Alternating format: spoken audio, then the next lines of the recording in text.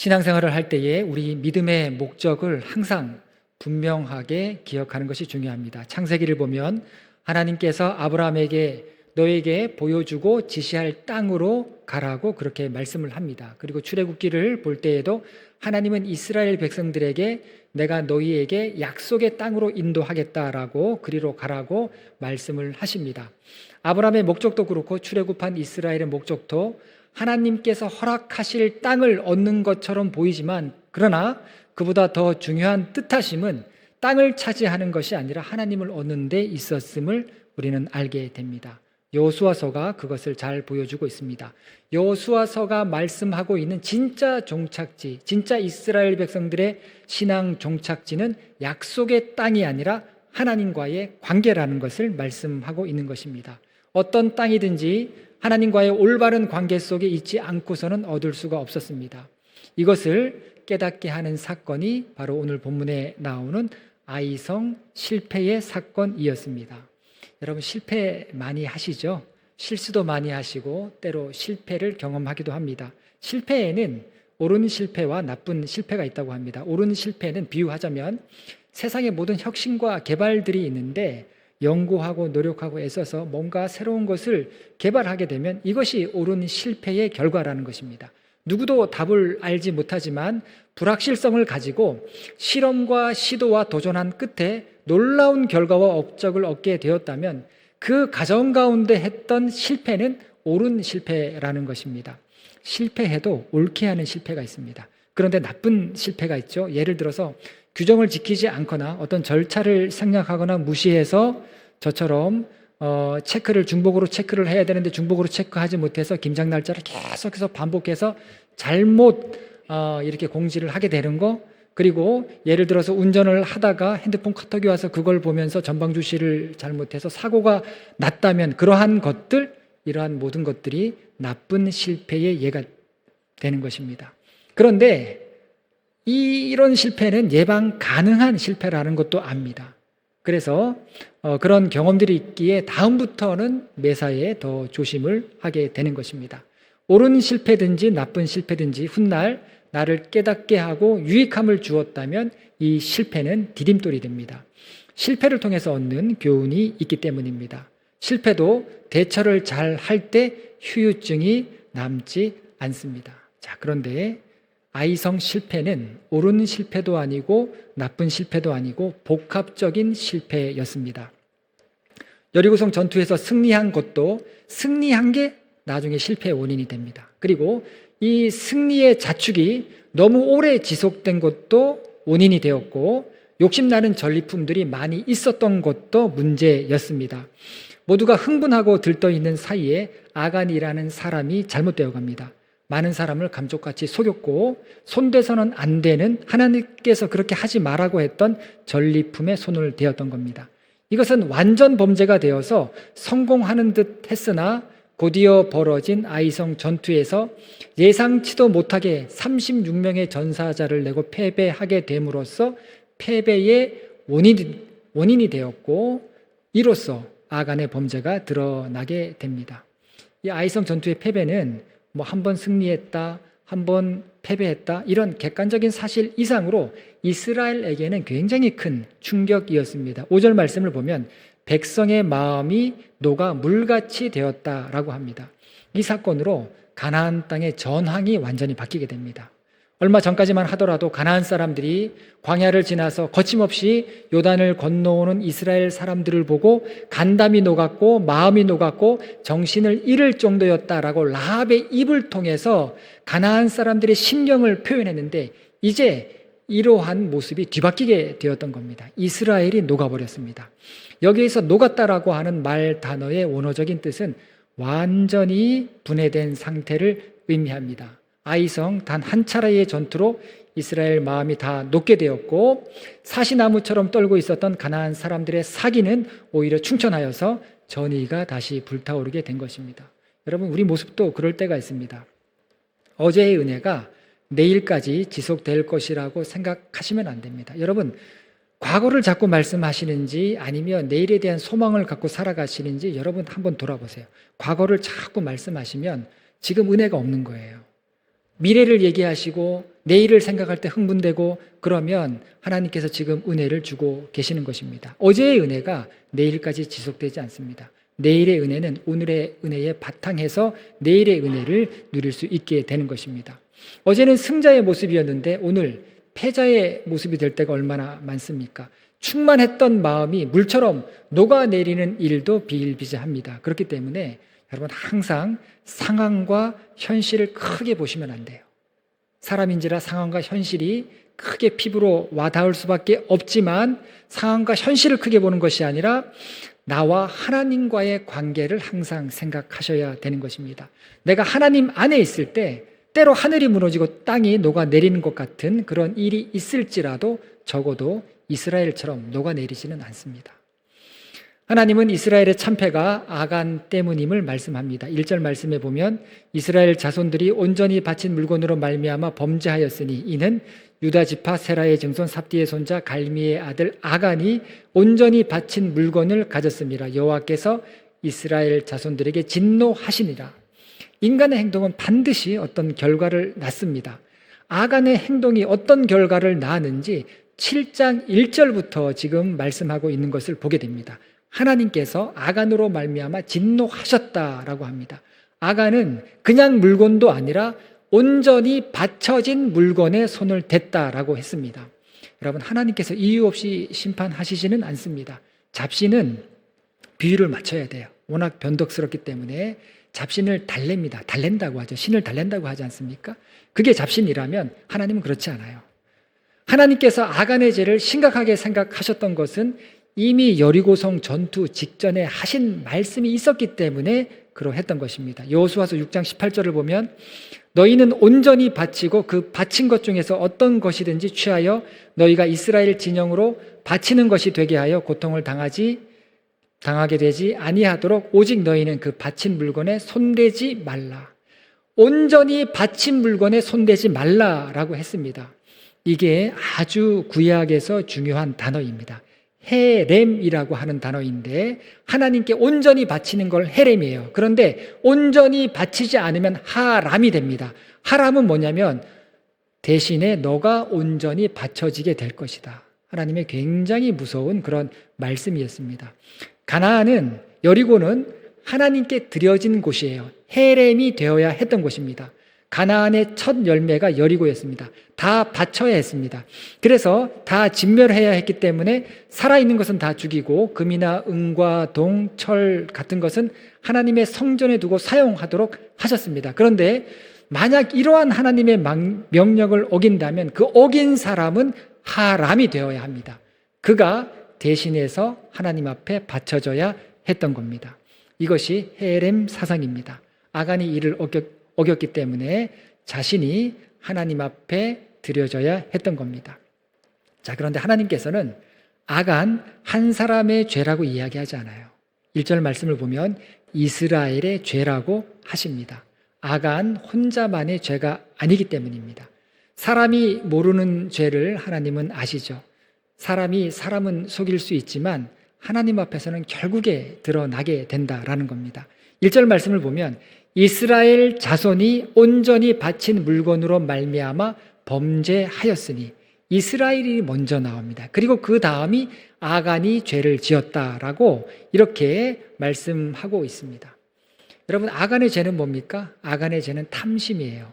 탐심이 그의 마음속에 들어갔는데 탐욕은 여러분 우리 저마다 다 욕심내는 그런 부분들이 있습니다. 저희 둘째가 요즘에 얼마 전에 생일이 지났는데 하는 이야기가 내가 요즘에 무력이 없어졌다고 받고 싶은 게 아무것도 없다고 과연 무력이 없어졌을까요?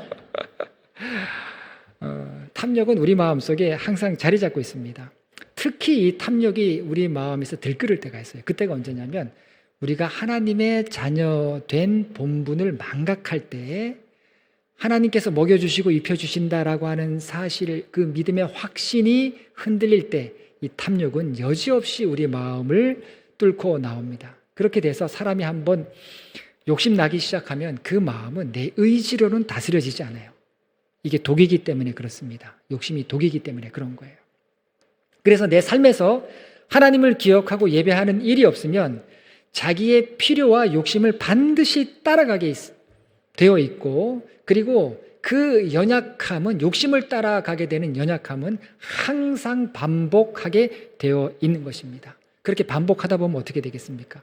욕심이 하라는 대로 하는 거예요. 그때부터는. 그러면 반드시 아간처럼 실패하게 되는 것입니다. 아무리 성공했어도, 그리고 자신을 위해서 아무리 유익한 일을 했어도 실패하게 된다라는 겁니다. 여러분, 아간만이 이 하나님께서 말씀하셨던 약속의 땅의 부적응자였습니까? 아니에요. 하나님은 아간만이 아니라 이스라엘도 범죄했다라고 말씀을 하죠. 21절에 보면 아간이 훔친 물건의 목록이 나옵니다. 시날산의 외투 한 벌, 은 200세겔, 50세겔 되는 금덩어리. 이게 오늘날 시가로 얼마이다, 이게 중요한 게 아니라, 이거는 금이든지 은이든지 동이든지 철이든지 손대면 안 되는 그런 물건이었다라는 겁니다. 시날산의 외투는, 시날은 창세기에 보면 바벨탑이 세워졌던 곳이 시날입니다. 그리고 이후에 바벨론 땅이 돼요. 바벨론에서 이 금실로 만든 굉장히 값비싼 외투가 있었는데 그것이 바로 시날산의 외투였습니다. 이거를 여리고에서 이 전리품을 취했다라고 하는 거, 이거는 왕궁이 아니면, 그리고 금과 은은 대개 신전 아니면 왕궁에 있었는데 왕궁이 아니면 이런 물품들이 있을 수가 없습니다. 그러니까 여리고성에 들어가서 아간이 굉장히 유력한 사람이었기 때문에 이 왕궁에 있었던 전리품들을 책임졌던 거예요. 굉장히 유력한 사람이었기 때문에 이런 물건들을 다루면서 하나님 앞에 바쳐야 되는 그런 사명이 있었는데 이거를 자신이 취했던 겁니다. 시날산의 외투는 분명히 여리고 왕이 입었을 것입니다. 자신의 그 지위를 이용해서 막대한 금과 은까지 은닉했습니다. 그런데 이게 너무 안타까운 사건이에요. 왜 안타깝냐면 여호수아서 8장 2절 다음 장을 보면 하나님께서 아이성 전투 때부터는 전리품을 취하게 합니다. 여리고만 다 드리라고 하신 거예요. 여리고는 다 드리고 아이성부터는 너희가 갖고 싶은 거 가져라, 이렇게 하나님께서 말씀하셨는데 그 사이에 이렇게 끔찍한 실패의 사건이 일어나게 되었던 겁니다. 탐심 때문에 복합적으로 아간 한 사람만이 아니라 이스라엘 전체가 실패하게 되는 복합적인 실패 상황을 맞이하게 되었다라는 겁니다. 아간이 어떤 사람인지 나오죠. 유다 지파 세라의 증손 삽디의 손자 갈미의 아들이라고 이렇게 나옵니다. 이거는 성경에서 한 사람을 설명하는데 굉장히 예외적인 표현입니다. 대개는 누구누구의 아들로 나옵니다. 아버지의 이름이 먼저 나오고 그리고 그 아버지의 아들 누구, 이것이 성경에서 그 사람을 소개하는 방식인데 아간 같은 경우는 지파까지 나오죠. 유다 지파까지 언급이 됩니다. 유다 지파는 이스라엘 12지파에서 가장 강력한 그런 지파였습니다. 인구도 제일 많았죠. 그리고 유다 지파에서 다윗 왕과 메시아가 나왔죠. 그리고 우리가 알고 있는 유대라고 하는 말도 유다에서 나왔고, 그리고 나중에 이스라엘이 분열될 때 남유다와 북이스라엘로 이렇게 나눠지게 되는데 남유다의 대표적인 지파가 유다 지파였던 것입니다. 자, 그러면 왜 이렇게 지파와 조상들까지 다 언급하면서 아간의 죄를 말하겠습니까? 아간이 답습한 거예요. 유다의 지파, 세라의 증손, 삽디의 손자, 갈미의 아들 유다가 그의 조상들의 죄들을 답습했다라는 겁니다. 여러분, 죄는 창조적이지 않아요. 죄는 답습하고 따라하게 합니다. 그럼 이게 연좌제인가? 성경에서는 연좌제가 나오지 않습니다. 제가 아는 목사님 한 분이 계시는데 오래전에 육군사관학교를 시험 봤습니다. 성적도 좋아갖고 육사 들어가기 힘들지 않습니까? 합격을 한 거예요. 3차까지 다 합격을 했는데 뭐에서 걸렸냐면 예전에 뭐가 있었습니까? 신원조회, 연좌제. 다 뒤지는 겁니다. 다 뒤져보니까 6.25 때 친척 중에 하나가 월북을 한 거예요. 그래서 육군사관학교를 못 들어갔습니다. 이분이 확 꺾여갖고 신학교로 가서 아주 목회를 잘하는 그런 하나님의 뜻이죠. 그러니까 하나님의 뜻하심이 있어갖고 이렇게 목회를 하게 되었다라고 하는 그런 분을 제가 보았습니다. 자, 세상에는 연좌제가 있는데 이 성경에는 연좌제가 없습니다. 그런데 연좌제 비슷한 게 있어요. 비슷한 게 있는데 그게 뭐냐면 이 조상들의 죄를 답습해서 끊어버려야 되는데 끊어버리지 않고 답습했던 경우입니다. 그래서 열왕기나 역대하, 역대상 이런 데 보면 어떤 표현들이 나오냐면 그의 아버지의 길로 갔다, 그의 어머니의 길로 갔다, 이런 표현들이 왕마다 다 나오는 것을 보게 됩니다. 대개 90%는 부정적이에요. 아버지를 따라서 잘못되어 갔다라고 하는 그런 표현들이 성경에 나오는 것을 보게 됩니다. 아간이 답습했어요. 뿐만이 아니라 아간이 돌에 맞아 나중에 죽게 되는데 혼자 죽은 게 아닙니다. 24절을 보면 그의 아들들과 그의 딸들과 함께 죽었다. 그리고 그의 소들과 그의 나귀들과 그의 양들과 함께 다 죽었다라고 이렇게 말씀하고 있는 것을 보게 됩니다. 이거는 뭡니까? 아간의 행각에 집안 전체가, 아들과 딸들 집안 전체가 다 동조한 거예요. 가족들도 아간을 답습했던 겁니다. 여러분, 죄는 학습이 돼요. 그래서 우리 가운데, 내 삶 가운데 하나님께서 죄를 멀리하라고 했던 이유가 뭐냐면, 죄는요 반드시 죄도 열매를 남기게 되기 때문에 그러한 것입니다. 그래서 사람이 보기에는 이 사건은 한 사람의 죄처럼 보이지만 하나님이 보실 때는 드러나지 않은 그런 죄들이 굉장히 많이 있었던 것입니다. 그렇기 때문에 공동체적으로 뿌리를 뽑아 버리셨던 겁니다. 결국 아간과 그의 가족과 친족이 다 죽임을 당하게 됩니다. 친족이 다 죽였다라고 하는 거, 이건 뭐냐면 하나님께서 부정한 자를 공동체에서 제하시고 공동체를 성결하게 하셨다. 그래서 본문에는 거룩하게 하셨다라고 하는 그런 말씀들이 나오는 것을 보게 됩니다. 여리고성 전투 전에는 할례를 하게 했고 유월절을 지내게 했습니다. 이거는 스스로 성결하게 했죠. 그런데 아이성 전투 후에는 이스라엘 공동체 안에서 부정한 자를 없이 하면서 공동체 전체를 성결하게 하는 것을 보게 됩니다. 여러분, 공동체가 중요해요. 여러분, 신앙은 개인 신앙이라고 하지만 그 개인 신앙의 열매는 공동체입니다. 여러분이 우리가 함께 신앙생활 잘 해왔다, 우리 믿음이 좋다라고 했을 때 그 믿음의 열매는 우리 더원교회라고 하는 공동체이다라는 것입니다. 그래서 신앙은 결코 공동체와 동떨어지지 않습니다. 나는 혼자 신앙생활 할 수 있다, 이렇게 생각하시면 안 되고요. 성경은 항상 공동체로 말씀하고 있다는 것을 기억해야 됩니다. 그래서 내년 표현은 공동체와 관련된 그런 말씀입니다. 작게는 우리 가정도 공동체입니다. 우리 가정도, 여러분들의 가정도 공동체이고, 우리 속회, 성교회, 크게는 우리 교회도 다 공동체이죠. 제가 어저께 사무실에 밤에 있다가 조금 걷고 싶어서 이어폰을 꽂고 이렇게 밤에 걷기 시작했는데 다니엘 기도를 하고 있었죠. 그래서 그 말씀이 시작돼서 그 말씀을 듣고 방배역으로 이렇게 크게 한 바퀴 돌아서 밤에 사무실로 왔는데, 여러분 어저께 했던 말씀 한번 들어보세요. 9일차 정민교 목사님입니다. 가정 때문에 힘드신 분들, 그리고 혼자 예수 믿어서 힘드신 분들, 그리고 정말 가정이 어려움에 많았는데 힘드신 분들, 그 목사님 말씀 한번 들어보세요. 하나님께서 그 어린 자녀 한 자녀에게 예수 믿게 해서, 그리고 그 자녀가 장성해서 신앙으로 바로 서기까지 얼마나 많은 시험과 어려움이 있었는가, 그것을 이겨내기까지 얼마나 하나님께서 역사하셨는가, 그걸 한번 보시기 바랍니다. 제가 그 말씀을 듣고 있는데 몇 번이고 울컥울컥 한 거예요. 어떻게 이런 분이 계신가. 나하고 연배가 비슷한 것 같은데 나의 상과는 너무나도 다른 그런 삶을 살아오셨구나. 어떻게 그런데 그렇게 목회를 하고 계시는가. 시각장애인 사모님을 만나서, 그것도 나이가 훨씬 많은 사모님을 만나서 그분을 따라다니면서 청혼을 해서 결혼을 하고 시각장애인 목회를 하고 계시는 정상인 목사님입니다. 그런데 그분의 삶 때문에 이분이 이런 어려운 사역을 하고 계신 것을 보게 됩니다. 공동체 사역을 하고 계시죠. 여러분, 그래서 항상 우리 신앙생활을 할 때는요, 공동체를 깊이 들여다보셔야 돼요. 우리 속회, 우리 가정, 우리 여성교회 신앙적으로 깊이 들여다보셔야 됩니다. 그러면서 어떻게 기도하셔야 되냐면, 하나님, 에스겔의 마른 뼈들과 같은 우리 공동체가 어떻게 성령으로 하나님의 군대가 되는데 어떻게 우리가 그렇게 하나님의 군대로 될 수 있겠습니까? 라고 하나님께 물어보셔야 돼요. 메마른 광야가 샘이 흐르고 초목이 무성해져서 모든 동물들이 와서 뛰어노는 그런 아주 그냥 풍성한, 모든 것이 다 풍성한 곳으로 변하게 되는데, 그런 역사가 이사야서 말씀에 나오는데 하나님, 어떻게 그런 역사가 일어날 수 있는지 우리는 구해야 되는 겁니다. 교회는 원래 그렇다고, 원래 세상 사는 게 다 그렇다고. 교인들도 기대할 거 별거 없다고.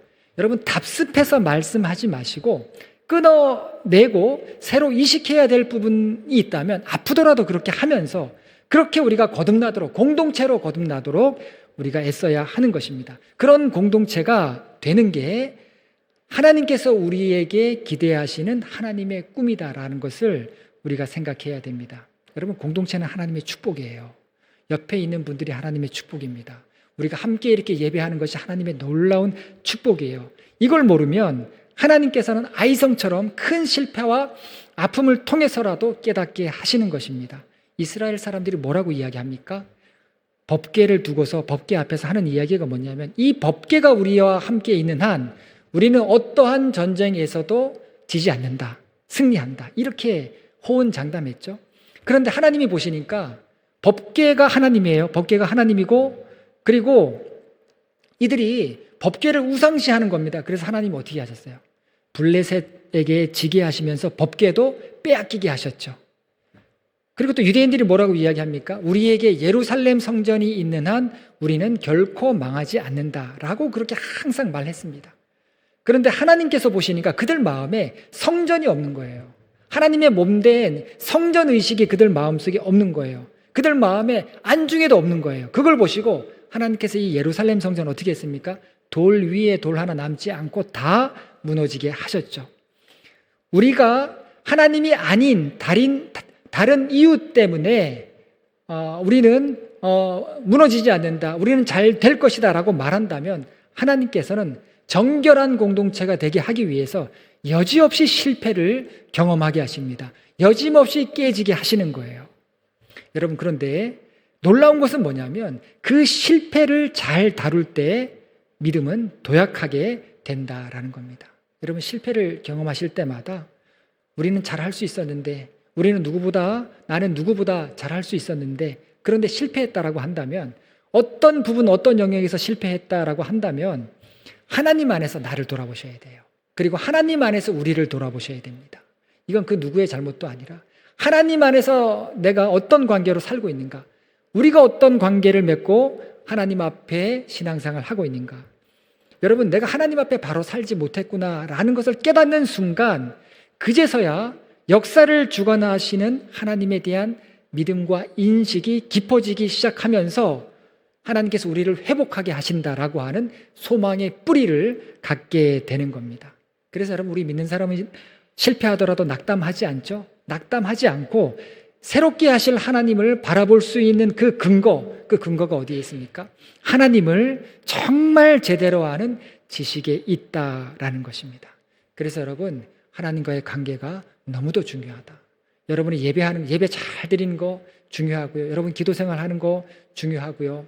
여러분, 우리가 비록 줌으로 새벽 기도하고 줌으로 수요 성경 공부하고 이렇게 신앙생활 하고 있지만, 그러나 여러분, 진심을 다해서 우리가 하나님을 예배하고 말씀을 내 마음속에 담고 살아가는 거, 이것이 너무나도 중요하다는 것을 우리는 다시 한번 깨닫게 되는 것입니다. 그리고 아이성의 실패는 승리 이후에 찾아온 자만심 때문에 실패했습니다. 2절과 3절까지의 말씀을 보면, 여호수아가 여리고에서 사람을 베델 동쪽 벳아웬 곁에 있는 아이로 보내며 그들에게 말하여 이르되 올라가서 그 땅을 정탐하라 하매 그 사람들이 올라가서 아이를 정탐하고 여호수아에게로 돌아와 그에게 이르되 백성을 다 올라가게 하지 말고 2-3천 명만 올라가서 아이를 치게 하소서. 그들은 소수이니 모든 백성을 그리로 보내어 수고롭게 하지 마소서 하므로. 여호수아가 정찰병 출신입니다. 정찰병은 관찰력이 틀려요. 남다른 관찰력을 갖도록 그렇게 훈련을 받습니다. 여호수아가 자신이 광야에서 이스라엘 땅을 정탐해본 그런 경험이 있기 때문에 전투 때마다 정찰병을 보냅니다. 여리고 때와 마찬가지로 정탐꾼을 이번에도 아이성에 파견했습니다. 그런데 이 정탐꾼의 태도가 이전 같지 않아요. 여리고를 정찰한 이 2명의 정탐꾼은 상세하게 보고합니다. 누구를 만났고 어느 길로 갔고 또 발각되어서 어떻게 숨었고 며칠을 지내다가 이렇게 나왔고, 그리고 그 가운데 라합을 만났고 라합 집에서 이런 얘기를 들었고, 이거를 세세하게 다 여호수아에게 이야기했을 때 그 얘기를 듣는 중에 하나님께서 확신을 주십니다. 얘기하면서 하나님께서 응답 주신 거예요. 그래서 이 여호수아는 정탐꾼을 통해서 여리고를 하나님께서 우리에게 맡기셨다라는 것을 알게 되었고 확신을 갖고 임하게 되었던 겁니다. 그런데 이 아이성 정탐꾼의 보고는 미심쩍어요. 뭐라고 이야기했습니까? 백성이 다 올라가지 말고 2-3천 명만, 발음이 유독 이 단어가 지금 발음이 안 돼서 하여튼 2,000명, 3,000명만 올라가도록 그렇게 이야기를 하는데 이게 희망적인 이야기가 아닙니다. 이게 희망을 주는 이야기가 아니라 의심을 들게 하는 이야기죠. 이들이 과연 정탐을 제대로 한 것인가? 너무나 다른 태도를 보인 것입니다. 2절 말씀에 보면 그 사람들이 올라가서 아이를 정탐했다라고 했는데 여리고는 해발 고도가 마이너스라고 제가 말씀드렸죠. 아이성은 해발 750m입니다. 그러면 최소 해발 900 이상을 산지를 올라가야 되는 아주 힘든 그런 전투인 것입니다. 그리고 여호수아서 8장에 보면 아이성 전투에서 엎드러진 자가 12,000명이다 라고 이렇게 기록을 하고 있습니다. 아이성이 여리고성보다 더 컸던 거예요. 그리고 인구도 더 많았던 겁니다. 누가 아이성이 작다고 했습니까? 아니에요. 아이성 작은 성 아닙니다. 작아서 자만했던 게 아니라 여리고성의 승리를 너무 쉽게 생각한 거예요. 너무 방심하고 있었던 것입니다. 일반적으로 공격을 하려면 방어하는 쪽보다 몇 배의 병력이 더 필요한데 그러면 여리고성만큼 신중했어야 되는데 더 경솔했던 겁니다. 여러분 이런 게 조짐이에요. 이런 게 공동체 안에서 나타나는 조짐입니다. 위험한 조짐인데 이 위험한 조짐을 대부분 알아차리지 못해요. 이런 조짐이 있으면 기도하고 엎드리고 하나님과의 관계를 다시 생각해야 되는데 이스라엘이 그러지 못했다라는 것입니다. 공동체도 잘못되어 갈 때 여러분 조짐이 있어요. 어떤 조짐들이 있습니까? 응답을 주고 확신을 주는 말들이 아니라 의심을 갖게 하는 말들이 난무하게 됩니다. 이거는 공동체의 조짐이에요. 그럼 돌아보셔야 돼요. 우리의 잘못이 무엇인가? 우리가 하나님 앞에 바로 서야 될 부분이 무엇인가? 그것을 점검해야 되는데 대부분 많은 사람들은 그 조짐을 대수롭지 않게 생각합니다. 가데스 바네아에서 파견된 12명의 정탐꾼은 불신의 보고를 하죠. 그래서 백성을 낙담케 했습니다. 여리고를 정탐한 2명은 믿음의 보고를 해서 이 이스라엘의 사기를 진작시켰던 반면에 아이성을 정탐한 이들은 교만하게 보고를 합니다. 그랬을 때 모두를 방심케 만든 것입니다. 이렇게 흥에 취해서 흥에 겨워하는 사이에 아간처럼 믿음에서 이탈되는 그런 일들도 일어난 것입니다. 그래서 여러분 믿음이라고 하는 거 이거는 항상 진실과 겸손과 평안으로 온인다라고 하는 거 이것을 기억하셔야 됩니다. 여호수아가 뒤늦게 이것을 알게 된 거예요. 조짐이 있을 때 이것을 몰랐습니다. 뒤늦게 사건이 터지고 나서 패배하고 나서 사람들이 죽고 나서 이것이 우리가 하나님 앞에 크게 잘못했구나 뭔가 마음의 충격을 받고 나서 여호수아가 뒤늦게 복합적으로 실패했다라는 것을 깨닫고 하나님 앞에 엎드립니다. 그 기도가 6절에서 9절까지의 말씀입니다. 여호수아가 옷을 찢고 이스라엘 장로들과 함께 여호와의 궤 앞에서 땅에 엎드려 머리에 티끌을 뒤집어 쓰고 저물도록 있다가 이르되 슬프도소이다. 주 여호와여 어찌하여 이 백성을 인도하여 요단을 건너게 하시고 우리를 아모리 사람의 손에 넘겨 멸망시키려 하셨나이까. 우리가 요단 저쪽을 만족하게 여겨 거주하였다면 좋을 뻔하였나이다. 주여 이스라엘이 그의 원수들 앞에서 돌아섰으니 내가 무슨 말을 하오리까. 가나안 사람과 이 땅의 모든 사람들이 듣고 우리를 둘러싸고 우리 이름을 세상에서 끊으리니 주의 크신 이름을 위하여 어떻게 하시려 하나이까 하니. 이제서야 뭔가 우리가 잘못했구나 하는 것을 깨닫습니다. 그런데 실패의 원인을 찾았다라고 해서 여러분 우리 스스로 회복할 수 있으면 얼마나 좋겠습니까? 그게 되지 않는 거예요.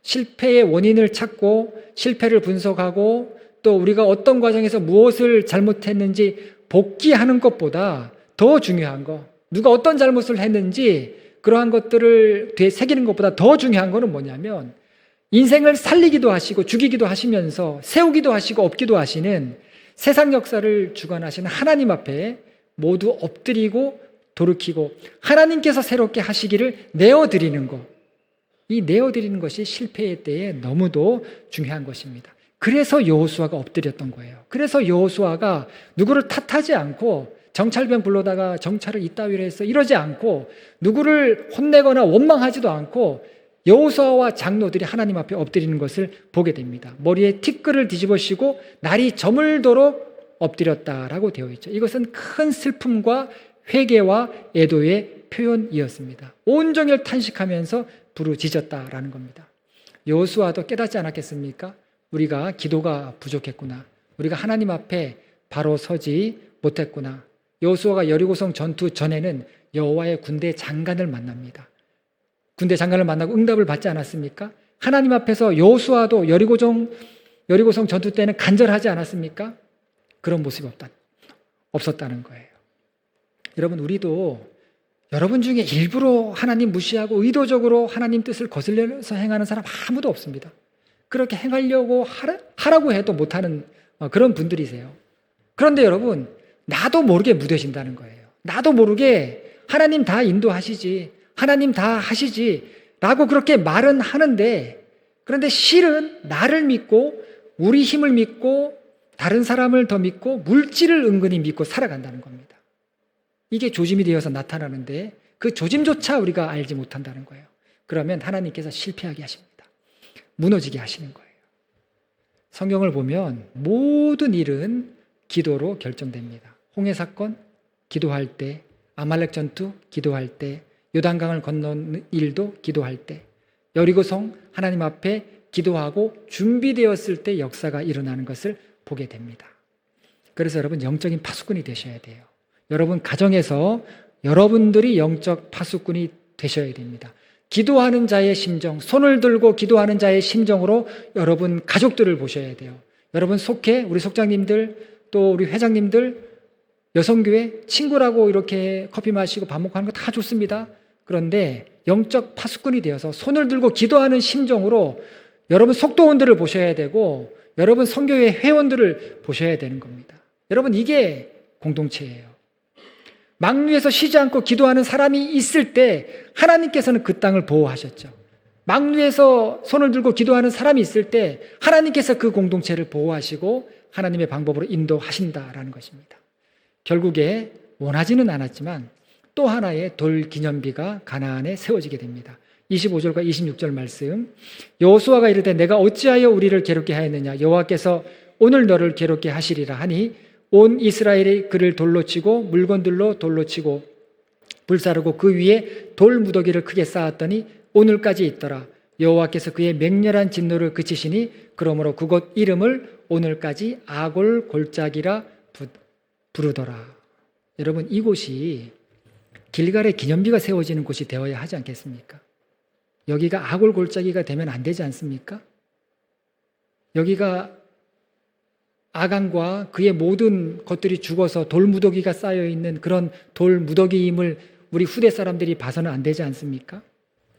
길갈의 기념비가 있는 그런 자리가 이 교회의 자리가 되어야 하는 것입니다. 여러분, 아간이 심판받는 과정을 보면 무서워요. 그 수많은 사람 중에 4번 제비 뽑기를 해서 아간이 뽑힙니다. 숨통이 저어요. 나중에 아간이 제비 뽑히고 나서 내가 잘못했습니다라고 하는데, 여러분, 완악한 거예요. 죄가 다 드러났을 때 잘못했습니다라고 하는 거 하나님 받으시겠습니까?